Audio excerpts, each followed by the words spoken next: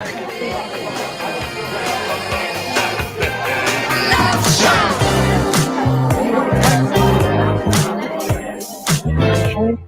to welcome you into the Love Shack. It's a little old place where we get together, explore fresh perspectives, eavesdrop on some amazing and juicy conversations, as well as discover the things that really matter. And I hope to have a little bit of fun along the way. This is episode number 74. It's going to be a brief history of love and marriage and a look at how it is we inherit the stories that we believe to be true around holy matrimony. Today in the Love Shack, we are going to cover chapter 2 of my upcoming book that will be released on my birthday, March 30th. It's a pleasure to be here with you. I am very excited to share this information with you and so delighted and honored to be sharing finally some of the core foundations of my book now that's been in the making for the last 4 years. So welcome into the Love Shack with us. It's great to be Absolutely great to have you with us. And today we're going to, we all talk about how we all inherit stories of love and marriage from our parents and friends and society. The problem is these stories can often be unrealistic and create a lot of unnecessary pressure and panic when we get them wrong. Mm-hmm. I got them wrong. I mean, I definitely right out of the gate kind of got a lot of the teachings and precepts and principles around love and marriage wrong, which put me in my second marriage in a place where I was going to get it all right. And so then I tried to adhere to the story, only to find that there was a lot of holes and flaws in the story. So my hope and intent today that here in the Love Shack, as we take a look at the history of love and marriage and see how these stories have changed over time, this will give us the ability to hopefully give ourselves some grace and to look at some of these conversations in a brand new way. We're going to explore why it's important to question these stories and to create your own based on your own unique experiences. And we're going to explore how our concept of love and marriage is passed down to us from generation to generation, how it often doesn't match up with reality. And the truth is, these stories can hold us back from finding our own happy endings. So get ready to gain a new, fresh perspective on love and marriage. Learn about the history of love and marriage today and gain some insights into how our stories can hold us back. So stay with us to get inspired on how you can create the relationship that you've always wanted and understand some of the beliefs that you hold tried and true, and maybe give yourself a little bit of an exhale and some grace, not only for yourself, but for your partner, recognizing and realizing we're all doing the very best we know how. And so this is going to be one you want to stay with us on. We'll be right back.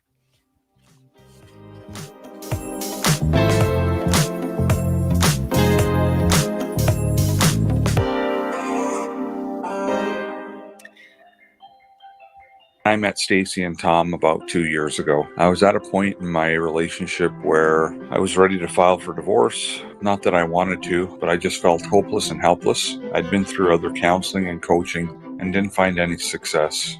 With Stacy and Tom's methods, I was able to eliminate insecurities, set boundaries, plant my flag, eliminate rabbit holing. I was separated from my wife for a year, and I have since moved back home for the last 6 months now. I still refer back to a lot of the teaching that Stacy and Tom provided, and it's helped me. It's well worth it. Learn the simple 3-step system to rescue your struggling relationship by registering for Stacy's brand new free workshop. Reserve your seat by going to stacybartley.com/workshop. Are you ready to venture off the beaten path, expand your mind, raise your consciousness, and open your heart? Allow me to entice you with interviews with amazing souls from around the world. Indulge in history, mystery, science, and spirituality. There's weekly skin tips, live esoteric readings, and answers to life's burning questions. So come join me, Sakura, your host, intuitive medium and spiritual hypnotherapist, each Wednesday at 2 to 3 p.m. right here on KKNW for Love from the Hip. This is Nathan Mum and Mike Roday from Tech Time with Nathan Mum. Hey, Mike, it's been a couple weeks now and we're on Kixie and on KKNW. What do you think about this great relationship? I think it's fantastic. It is. You know what? I can't believe the excitement that we've gathered with our Tech Time radio show. We're so excited to be broadcasting it out all over everywhere. And of course, you can still always listen to it on KKNW 1150 Saturdays from 4 to 6 p.m. and on Thursdays from 6 to 7 a.m. Don't miss out on the best technology news without having to geek out. I think it's fantastic. Working hard to put a smile on your face. Alternative Talk 1150.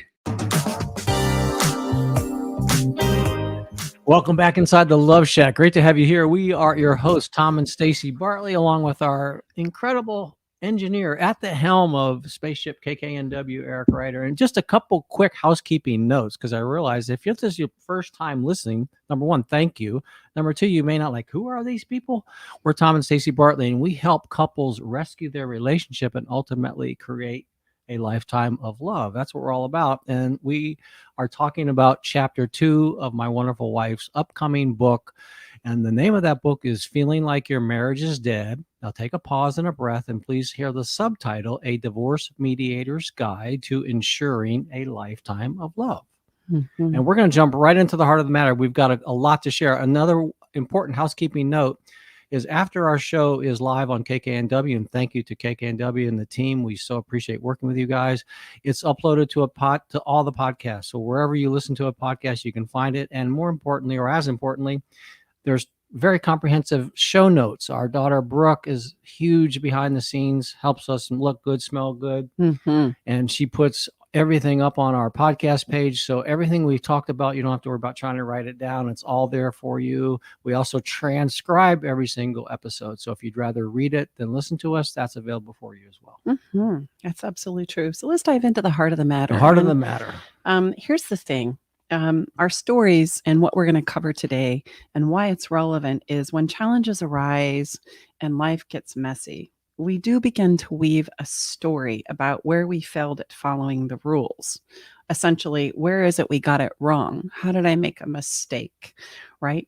And is it me? And is it you? And then I know for myself and my clients, I mean, we start to really go, okay, it's because I had sex before marriage. Okay, it's because, I didn't pray enough. Okay, it's because, right, I didn't get married in a certain place. In my religion, it was you get married in the temple. If you don't get married in the temple, then you're going to struggle. And it's helpful to explore some of the beliefs and the ideas behind what it is we're doing, because when we believe certain things, we create a lot of expectations about how it has to go, about who we need to be, and about who our partners need to be. And we think it must be because I violated one of the rules of what it was I was taught or how I was brought up. And this results in us feeling like, especially as a parent, my mom ended up having sex before marriage, for example. And this was the answer to why it was she was very unhappy in her marriage. And so when it came to her children, she was adamant that absolutely be adhered to, because she believed she was trying to help us find the happiness that eluded her. And so you can see how these principles and teachings intensify as they get handed down from generation to generation. So the sobering reality of this whole conversation is, as we look back and explore history, which we're going to do today for the heart of the matter, it's our opportunity to hopefully, my intent here is to give yourself and your whole exploration of this story some grace. When I was trying to understand why it was I couldn't sleep at night, because not only had I ended my second marriage and it didn't go right, I was trying to also get myself out of eternal perpetuity, which is, we don't marry for time in my religion. We marry for all eternity, which I don't know how long that is, but at the time it seemed like a really long time. And not only had I done this to myself, but I had actually taken this away from my family as well. And so this idea racked heavy on my heart. And I wasn't until I started exploring history and exploring where the ideals of marriage and where it comes from and why it is we believe what we do, that I found some freedom and some grace in all of that. And so I find that this conversation really supports and helps a lot of our clients to kind of take a breath and just let's take an exploration in regards to why it is you believe what you believe, and what if we could gain some fresh perspectives on this conversation. So all that to say, the sobering reality is this whole thing about marriage, it turns out it's just a story, and nobody has ever been successful in living the rules and receiving its promised guarantee, because the premise it was created on was not that of ensuring love for a lifetime. Indeed, it has way more to do with wealth and land and money and safety. It's kind of like a Santa Claus story for relationships where, okay, I got to tell you, there's no Santa Claus, but the idea of Santa Claus, the hope and the promise of eternity, of love, of promise, of security, it does live on in our hearts.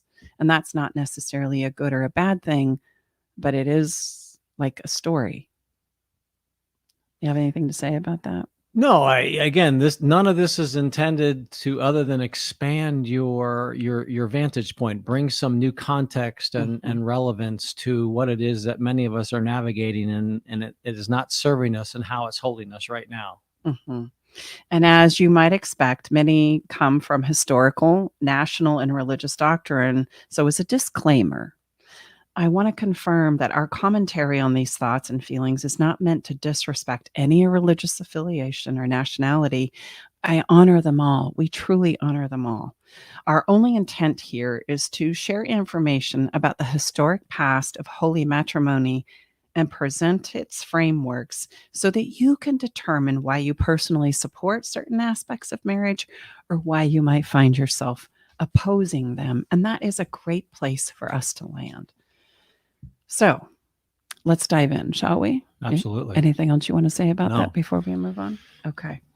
So it's as we look back, it's only been the last 30 years or so that intimate relationships and marriage went hand in hand. You know, when you and I were growing up, babe, I mean, we never even thought about the idea of not marrying and having a family, and that would be the way you would go about it. I remember actually, and I want to hear about this too. I don't know that I've ever asked you this question. Did you get excited about being in relationships? Like if I were in high school and I didn't have a special somebody and we weren't going steady and I wasn't wearing the ring right around my neck, like that meant that, right, you weren't desirable. Did you have that feeling? Yeah, and I was a little bit late to the party compared to you, Mrs. Barley. But no, I mean, my first girlfriend was Carol Johnson. Carol, if you're listening, how the heck are you? You know, and so, yeah, I mean, no doubt. I mean, and let me just repeat: I think to re-examine what's taking place now is so new in the historical perspective. You know, the younger generation, they're not all that. Getting hooked up and having a partner, or whether that be for a certain period of time or a lifetime, doesn't seem to be that big of importance. Well, here, I mean, it was high on my radar, especially when I was in high school, about, because the idea in my belief was that you were going to graduate high school, you were going to do a little schooling, and then you were going to get married, settle down, and have some kids. I mean, that's what a good woman does. And so relationship was high on my radar. Like I wanted to be in a relationship. I was seeking it out. And ironically, as I was raising my own children, right, I have many children out of my 6 that didn't really get interested in relationships until even after graduating high school. And therein highlights like a huge gap, right? Exactly. Like relationship was not the primary source of seeking, which I feel like it was when you and I were growing up. Would you say that's true? Yes, absolutely. Yeah. And so here today, we honor partnerships outside of holy matrimony, but many of us still carry a belief that marriage is the primary delivery device for relationship bliss and longevity. In spite of all the changes that we see among us, we still reach for that guarantee of longevity when it comes to marriage. And this because marriage historically has been believed to be a way to guarantee positive experiences and a way to foster relationships that will last a lifetime. And there's some truth to that we're going to uncover, but it's not what you might think. So even though relationships come to us in many forms outside of marriage these days, we seem to cling to the idea that when we finally get married, every insecurity we have concerning relationships will be resolved. Also, such an idea is quite marketable. For example, I recently came across an online matchmaking service that will guarantee clients a marriage within 12 months Wow. for a small price tag of $10,000. Now, it made me wonder, what does a person purchasing this service stop to consider? Do they ever think about the reality of this question? What happens after the wedding? Do they have what it takes to build a healthy relationship even in the years that follow, in spite of paying $10,000 for this service to give you a bride? And sadly, I've had many single clients say to me, all I need to do is find Mr. or Mrs. Right. And every time I hear this, I pose the question of, well, once you've found them and married them, what happens next? Most often, my clients look back at me with like this deadpan stare because they have never really contemplated such an answer to this question. The reality is, they say things like, well, I guess we'll buy a house and like have some kids. Whoa, now, what's just happened there when you add kids and a mortgage, etc., is we've just added a tremendous amount of complexity. And so I just want to say, marriage at the end of the day does not give our relationships anything that it doesn't already have. Like, it's not the guarantee that we've been taught. So where does this all come from? And that's what I want to share with you today. So like, this was such a freeing moment when I realized that marriage doesn't give us anything that we don't already have. And somewhere in the cockles of my own heart, I already knew that. I already knew that to be true. But I wanted to understand why it is I had so bought into the idea that it was going to be the guarantee to happiness and longevity and there's this blissful thing that I thought once I got it right would be guaranteed to me, and not only to me, but to my family and posterity. And I'll just add, we're going to pull snippets out of Stacy's chapter 2, because there's a lot of history in this chapter that is, quite frankly, I never even knew about. But, and at the end of the show, we'll let you know we'll give you a place to get on a list, and because we're going to do a fun promotion when the book is launched. So don't worry about, but we're going to be pulling, Stacy's going to be reading some snippets out of there because there are very significant historical references to this whole marriage journey that, quite frankly, I don't think many of us know. Mm-hmm. Well, so let me just ask you, babe. I mean, when you got married, did you feel like it was going to last the long haul? Yeah, I mean, that was my intent for getting, with my first wife to get married was, I mean, I always viewed it, if I was going to take that step, it was it was significant. I wasn't going to do it in a flippant manner, if you will. I don't know if I thought about if it was going to be, absolutely for the rest of my life, but I knew it was significant that I was making this next step. And why did you get married? I just, my sense was it was the right next step for me to take in relationship with my first wife, Roxanne. Why? Why is marriage the next step? I didn't have any other, I didn't know of any other option, just like you and I, that'll be an episode for another time, is outside of marriage, what is available for us to, because I absolutely know, just as in other places of life, there's no neutral ground, just like in our careers, like in our physical or dietary choices. There's no, meaning we're either going forwards or backwards. So if we're going to deepen our relationship with a person, what does one do outside of marriage? I didn't know. And that's why we created our lease option contract for love. But again, I'm not going to, we don't want to go off on that tangent, but because that's what everybody does. Yes. Well, so, and that takes me back to what we had said in the beginning of this conversation, is our ideals were, okay, here's how this is going to roll. Right. This is the story we bought into. How this is going to play out is you're going to grow up, you're going to turn into an adult, and you're going to find a special someone, and you're going to settle down, and you're going to get married, and you're going to have kids, and you're going to raise those kids. And in raising those kids, right, you're going to fall more in love. And then you're going to get the house with the white picket fence and the dog and the cat. And then those kids are going to grow up, and you're going to be so proud of what it is you've accomplished. And then you're going to die. But marriage is the vehicle to ensure all of that happens. So here's as we dive into the history, what you need to know about it. For most of history, marriage was not synonymous with the creation of family. And I found that to be fascinating. It was not. The consolidation of intimacy within a relationship is a new idea. In fact, previous civilizations created and enforced a wide number of rules and regulations when it came to marriage, how we do this, and why we do this. For example, in southern India, one bride was shared with several brothers. And this was thousands of years ago, a new idea on polygamy. Like, that is not a new idea, that is an old idea. In ancient Rome, marriages between aristocratic males, it was lawful at one point in time because it created a legal distinction between the two socioeconomic sanctions of Rome at the time. Despite these differences, right, we have many things to discover. In fact, in medieval Europe, marriage among teenagers was used to protect family influences and valuable property.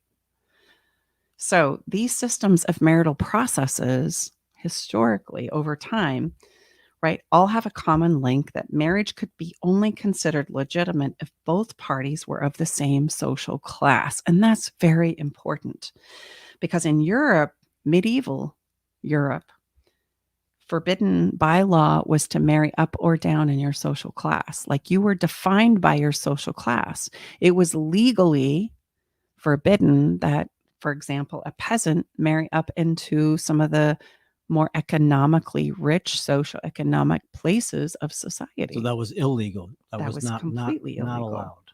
Was not allowed. So that being the case, this is kind of the premise that we start to explore marriage as we know it today. Different civilizations have used marriage historically as a way to maneuver around societal convention as well. Like, if social class and the respect of money, property, kids, right, social class, Legacy, wealth. exactly, is of the utmost importance, China got very, very clever. And there's a 3,000-year-old practice in China where married young maidens can marry a person who's dead. And what this does is, if they do what they call a ghost marriage, which, by the way, is prevalent and was prevalent for thousands of years, it's a way to seal the bonds of unity between two clans and ensure prosperity for the two clans. And the person that they're marrying is not even alive. I encourage you to Google ghost marriage, because that in and of itself, right, is a fascinating thing. Kind of interesting that we hear about ghosting so much now. Yes. Yes. And in China, they've been doing it for thousands of years as a way. So then think about women coming into some kind of a social status and making money, et cetera, as a businesswoman.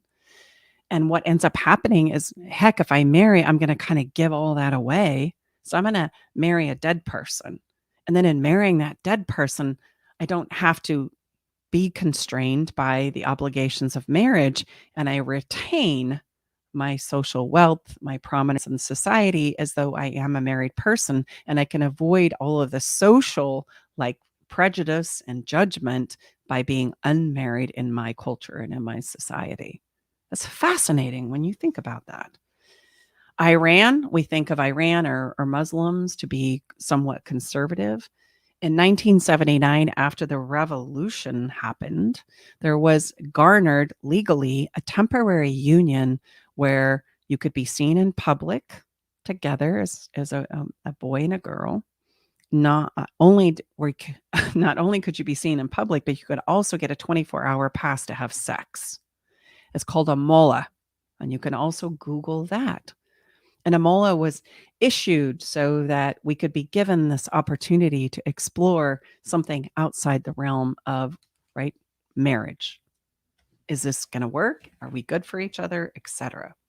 So what these examples aim to prove is that marriage is an abstract concept with ample room for interpretation. And not only is it culturally right, across the board. But there have been many, many traditions and or laws that are a result of how we are going to do this thing called marriage. So for those of us in the West, we are typically governed by Christianity as our basis, like our foundation of where a lot of our society and our conversations and our religious beliefs come from. Influence, for sure. Yes, Yeah. for sure. I want to impress upon you that it was in the New Testament, if we're going to resort to the Bible, because I go to the Bible because it is kind of the doctrine where all Christian religions support the Bible. You know, where I come from, we have the Book of Mormon, but not everybody aspires to the Book of Mormon. So let's go to a book of spiritual writ that we can all agree on, right, when it comes to this conversation of Christianity. And you look like you have some thoughts. Well, I was just going to say, certainly there's, just as in every other sacred book, I would say there's lots of different interpretations on those principles and stories that are shared. But nevertheless, yeah, I think the Bible certainly seems to be the one for Christianity that seems to be the basis for all these different interpretations. Yeah. So if we look to the New Testament, this is where we start to hear the stories of the arrival, the teachings, the death, and the resurrection of Jesus Christ. And it began to invalidate, and a lot of people don't know this, but if we look at like the Jews and the ideas of Jesus that came into the conversation historically, what we find is that the Jews believed they were the chosen people. And Jesus brought in this idea that we are all brothers and sisters, that we are all the chosen people, and we are all children of God. So early Christianity began a new social order that was, quite frankly, upsetting to the Jews. Can imagine so. Right? Yeah. We can all wrap our head around Absolutely. that. Until I started studying history, that was never something I had even considered. I always wondered why it was the Sadducees and the Pharisees were at odds and why it is they put Jesus to death. But you start to explore some of these ideas and then you go, oh my gosh, that makes sense, right? They felt very threatened. And the reason why this becomes important is early Christianity was of the ideal that we want to create heaven right here on earth, and we're going to renounce marriage, and we're going to be among the angels. We're going to imitate the angels, and that is the way to a good life. In heaven, there was no husbands or wives, no mothers or fathers, or no ancestral worship, no blood ties, no blood vengeance, no passion, no envy, and most importantly, no sex. So this was the ideal. It was kind of a utopian idea of this is how we're going to make the world in which you live a better place. And so now we can maybe start to understand where Catholicism has a role, where we renounce sex, intimacy, marriage, right, as the ideal, and we reach for something bigger and better in our own lives. We can also understand in the Jewish religion, like marriage is like the most sanctified place of all. Like you couldn't even be a priest in the Jewish religion if you weren't married. And so you can start to see some of the opposition that would play out in these ideals, right? The Jews and then the Christians. Did you have something you wanted to say? No, Okay. I'm just Okay. fascinated. So this new Christianity idea, it became the new human paradigm as it was taught through Christ's example, which is celibacy, fellowship, absolute purity. And those were the highest of priorities here. The rejection of sexuality and marriage was a big change from the Old Testament, that belief of the Jews.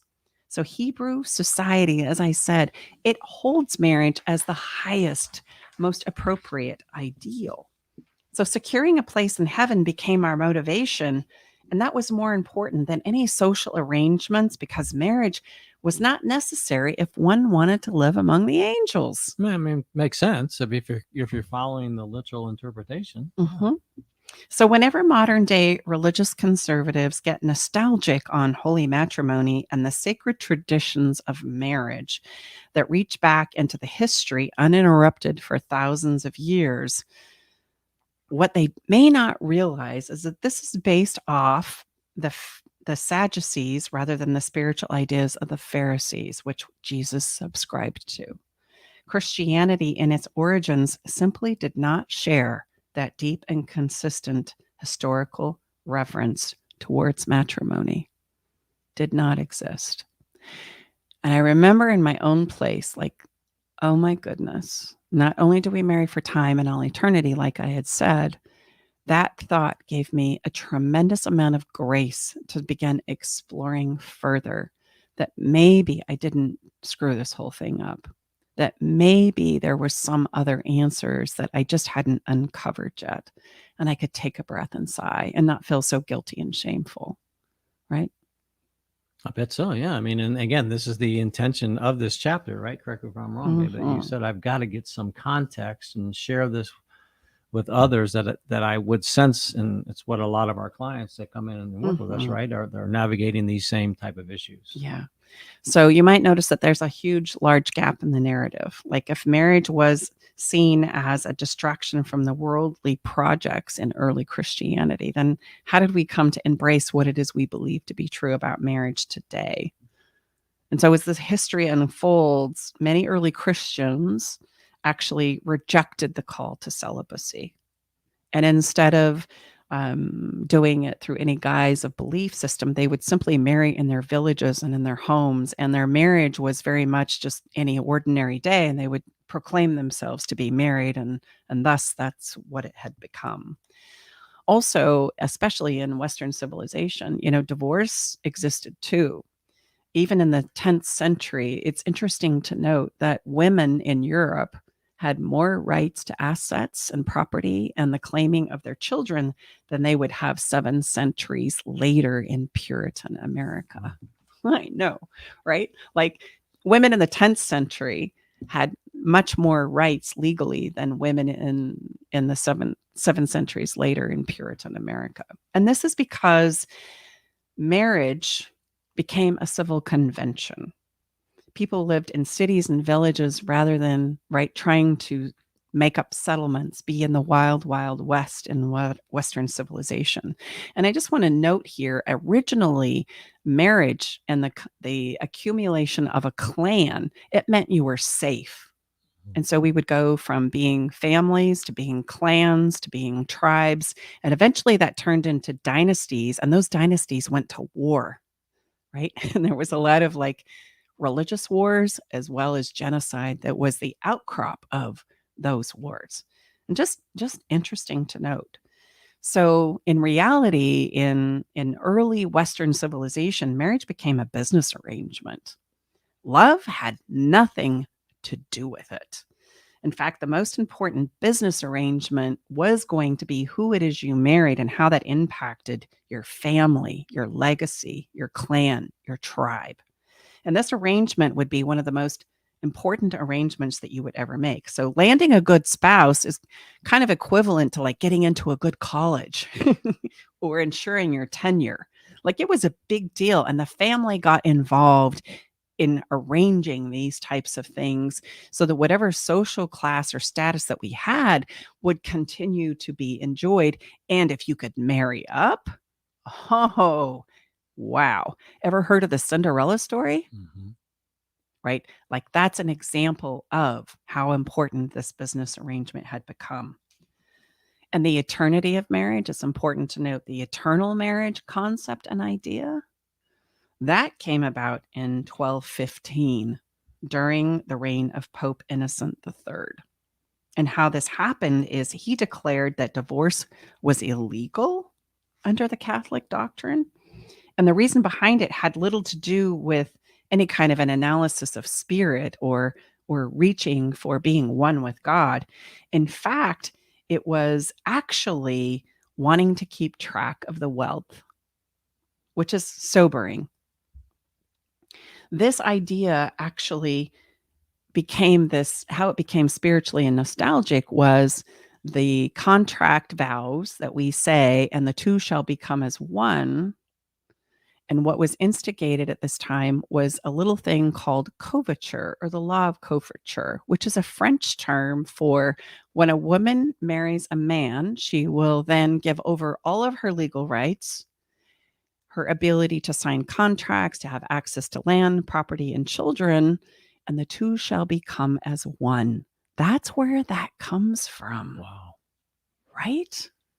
Like, oh my goodness. Now, divorce is illegal at this point in time. And so, in combination with the law of coverture, when a man takes a woman or a woman takes a man, she signs over all of her legal rights and access to societal right norms and becomes as one. She then takes on the name of her husband. And that's where all of this comes from. And just a reminder that happened in 1215. In 1215. Now think about how pervasive these ideas are even to today. Well, and I could also say it makes sense to see the opposition, strong opposition in some areas and some belief systems. You mean to because of women's rights? well, And yes, and yeah. and the evolution, monetarily, many times, the women will out earn the man, and it just, wow, all of a sudden, just a rush of, oh my goodness, you can see why that one's going to probably be challenged, mightily now in certain places. for sure. And now around the same time in 1215, excuse me, girls that were born in wealthy families were controlled as a means of managing the wealth for the family. Sure. So if you had a daughter that was going to marry another family, like that's a big problem. We got to make sure that this goes right. Right. And this law of coverture was the political manifestation of this control. And so this became something that, okay, we don't have any risk here or liability here when my daughter marries this other family, because they become as that family with their properties and their rights. And it has no impact on our family and our rights and responsibilities and liabilities. And so you start to see this became something that was adopted very, very fast throughout Europe as well, and even into Western civilization here where we are in the United States of America. So coverture is the belief that a woman's individual civil existence is erased the moment that she marries. Just to put some context around this. And this includes the erasing of legal rights to her children, to the signing of any legal obligations, right? There might be a little bit of an upside, like you could never come after a woman for not paying the mortgage or violating the laws of the land. But essentially, this puts her in a place where she has no rights and she takes on the man's last name. And then the marriage vows become, thus he and she become one, is a direct reflection of this law of coverture. And this is the case until death do us part. And that's where that also comes from. Coverture combined with the new anti-divorce policies of the church is how marriage became an institution of eternal life, right? Of eternal existence. And that death do us part became very, very important. And we buy off on it emotionally without realizing what we're committing to legally. Divorce remained, it's interesting to note, divorce remained illegal throughout Europe until the 16th century. So this is 6 centuries later, when Henry VIII overturned it and created the first Protestant sect of Christianity. So now continental kingdoms, this is where kind of the Christian crusades come into play. They subscribed to the Catholic doctrine and fought long and hard to restore England, but the failure happened in 1586 when actually his law prevailed. I want you to also note that in Western civilization, the law of coverture continued. We continue to wrestle with what is the role of a man and a woman in the United States of America. This is interesting. Like, this always takes my breath away, even when I'm going to say it in this moment. The law of coverture continued and prevailed in Western civilization. Take a guess in your mind's eye. This one blew me away. I only know because he knows the answer. But just as our listeners, like, how long do you think it took? So specifically in the United States, yeah. Well, and we're talking like 15th century, right? Yeah. I mean, and remember, this was created in like the 12th century.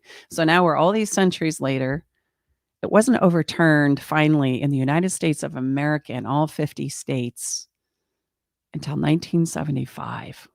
Like 1975. And specific to what part of the law? The state of Connecticut was the last one to allow women to open up bank accounts and sign legal contracts without the permission of their husbands. Now, Tom, that's in our lifetime. Oh, heck yeah. Like 1975? Like that's wild.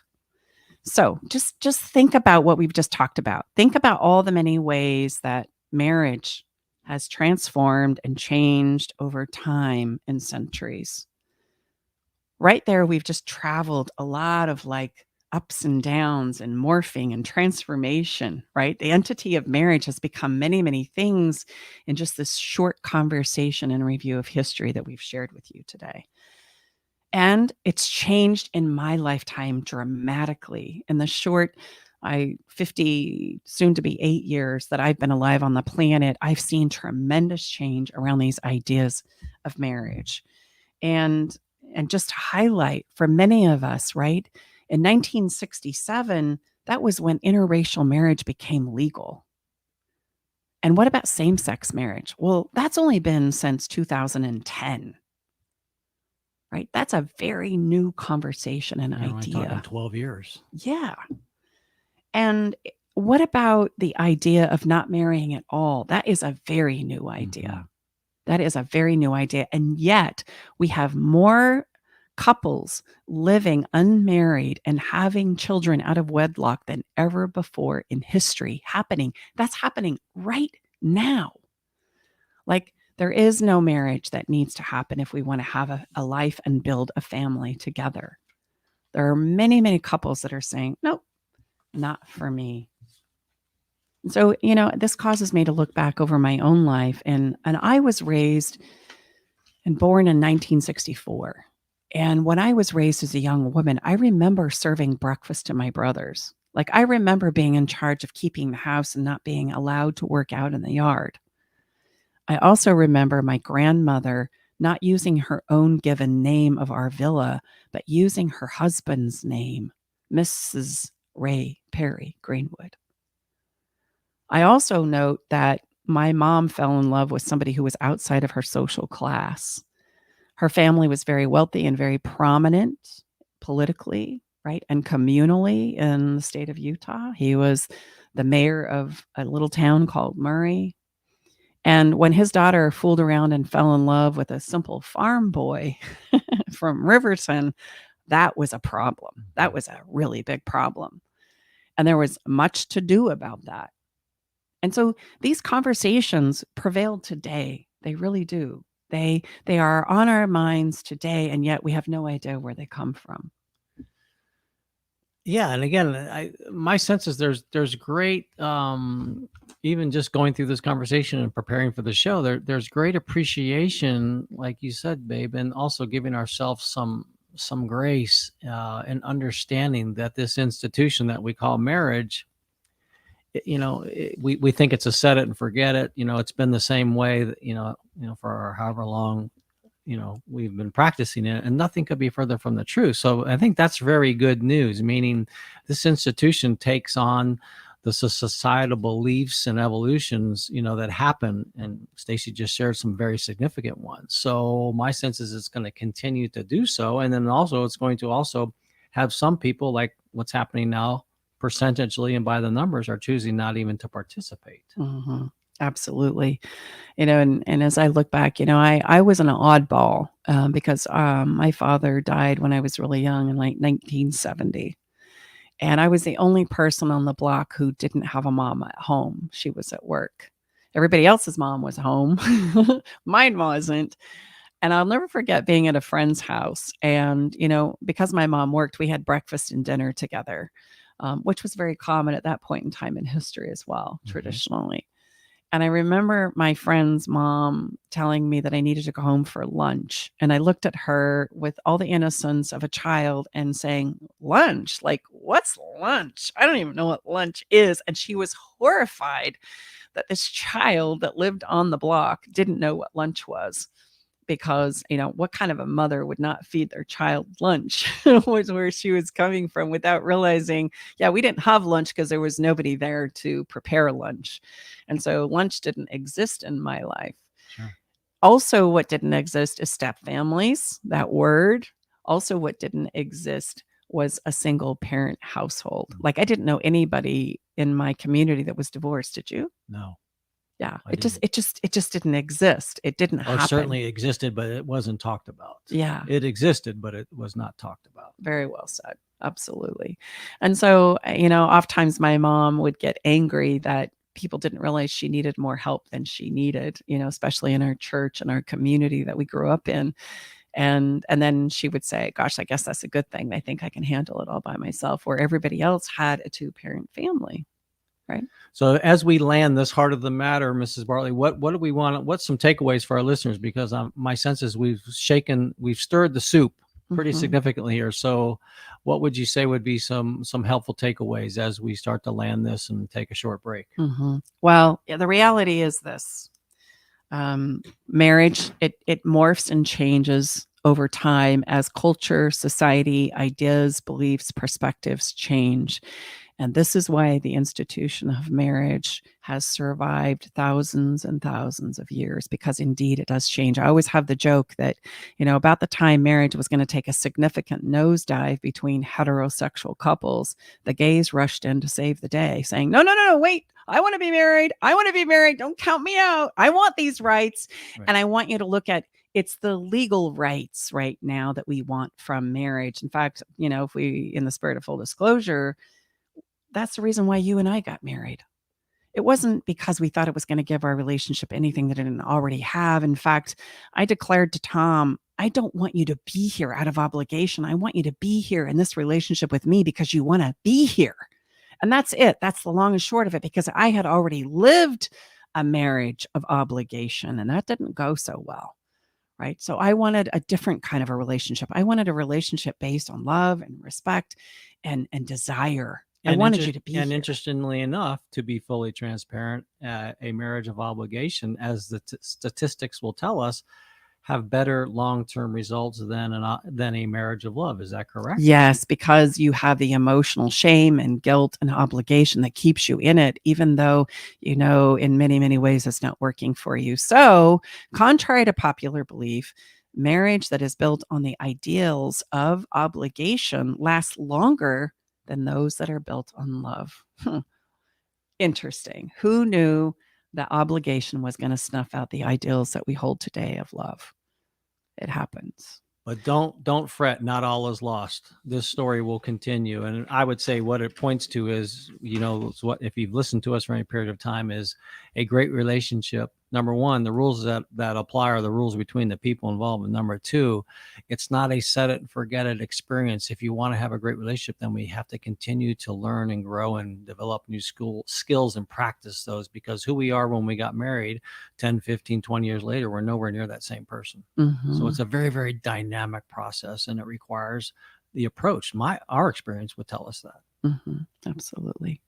So I know I've given you a lot to think about. And if you need help and support with this, reach out to us, right? But let this kind of stir up some new ideas in you, right? I'm hopeful that this will give you some grace and just, oh, wow, I never knew. And just let that set in. We're going to take a quick break and we're going to come back and have some fun, right? Because I think we all need to kind of step into that place. We'll be right back.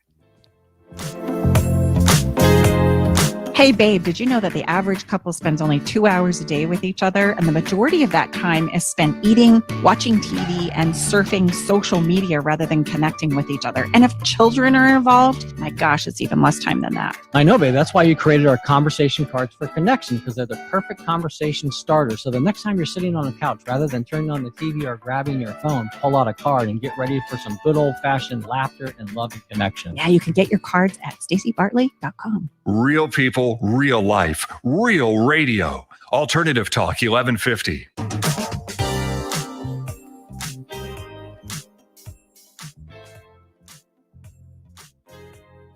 Tom and Stacy Bartley, we are happy to be here, and we're going to step right into Follow the Fun. Yes, and by the way, if you want to read more about this, I would encourage you to pick up our book, and you can do that by essentially getting on a list to be notified when the book is live and available for purchase. Actually, we're going to give it away for free for several days, so don't miss that opportunity. And you can do that by going to our website and getting on our book list. And you can do that you can find it on our website. Yeah, or you can go right to the URL lifetimeoflove.me, lifetimeoflove.me. So as promised, we always follow the fun. What are we doing fun? Well, this weekend, what I want you to do, or maybe plan a weekend where you can do this, is plan a room service weekend in your home. Like pretend like you've gone to a luxurious resort, right? And you're going to stay in for the day or a couple of days. You're going to actually declare this is a do not disturb weekend, and you're going to turn off your phones or other electronic devices.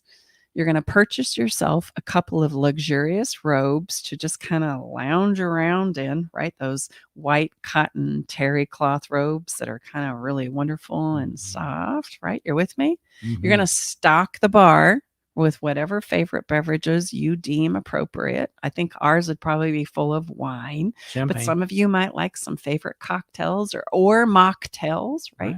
Whatever lights you up. So make sure you have your favorite beverages on hand.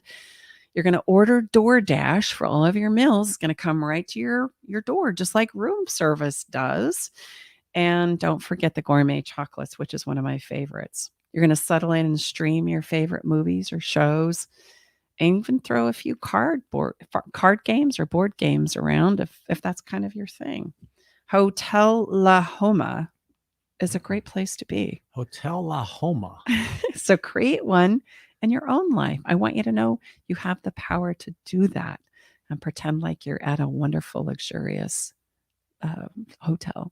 And, if you wanted to get involved in the whole bubble, I didn't get into the bubble baths and the oils and all the incredible things that are available there too. But come on, I hope that I've stimulated your imagination and you can take it to a whole new place. If you need to get on our fun list, I'm going to encourage you to do that as well. We do giveaways and we have fun ideas that are streaming out consistently throughout our emails. So get on our fun list and get inspired to make more fun happen in your relationships today. So as we switch gears, I always provide you a song. And the reason why I create music, and I remind you of this every time we have this conversation, is because I want you to feel. We've just done a lot of logical thinking, exploring history and marriage, etc. today. And we have very logical conversations through the heart of the matter. But then I want you to turn on some music and I want you to feel the episode. I want you to get into the essence of what it is we are teaching you and engage a different part of yourself. And that's what music is so incredibly good for. Now, I'm not going to lie. Today's possibility for a song, it kind of challenged me, right? Like, what do you pick when you're talking about the history of marriage? And what I came up with was a wonderful historic song for me, actually, when I was going through things in the 90s about, oh gosh, I think I'm going to have to end my second relationship, that of eternal marriage. Oh my gosh, how am I going to go about this? Toni Braxton came to mind, and her song, it's just another sad love song. And the reason why I thought this would be appropriate for our conversation today is until we start to explore some of the conversations and beliefs and where they come from, it really is kind of just another sad story, another sad conversation about where we felt like we got it wrong or did it wrong. And rather than let that impress upon us the intensity of passing that down to our children generation after generation, what if we explored that sad story or that sad song, and instead of it racking our hearts and our brains and our minds and not allowing us to progress and grow, we explored what it is we could do differently in that conversation instead. And so I hope that that's your takeaway from this song, right? Because until then, our stories can really wreak havoc on who we believe ourselves to be, who we believe our families and our lovers to be. And it simply just does not have to be that way, right? There are lots of new possibilities and hope and ways of carving up the story of relationship and marriage that, quite frankly, until now, we haven't had the permission and the space to explore anything that might be possible. So enjoy it. Listen to it. If you want to listen to all the songs, we have a Spotify playlist for you. And again, you can find that on our website as well. Absolutely. Yeah. We have got a song for every single podcast episode, and that's all available, on our website. So as we land this episode, number one, thank you so much for, gifting us your most precious resource, which is time. If you know someone in your circle of influence that's maybe they're struggling in their marriage or their relationship. Please share this with us. If you want to, get on our list and take advantage of our special launch of our book, just please do so. lifetimeoflove.me. Thanks so much to KKNW and Eric Ryder, our engineer, and to you, Mrs. Bartley, for creating this incredible book. Thank you, babe. And, I'm just feeling inspired to really quickly put this wonderful quote in there. A little lifetime of love, love and life is a continual growth process where the doors and windows of experience are always open to the wonder and magic that life offers. So to love is to risk. My friends, that kind of sums it up, doesn't it? Until we see you next time. It's been a pleasure to be here with you inside the Love Shack. Bye-bye for now.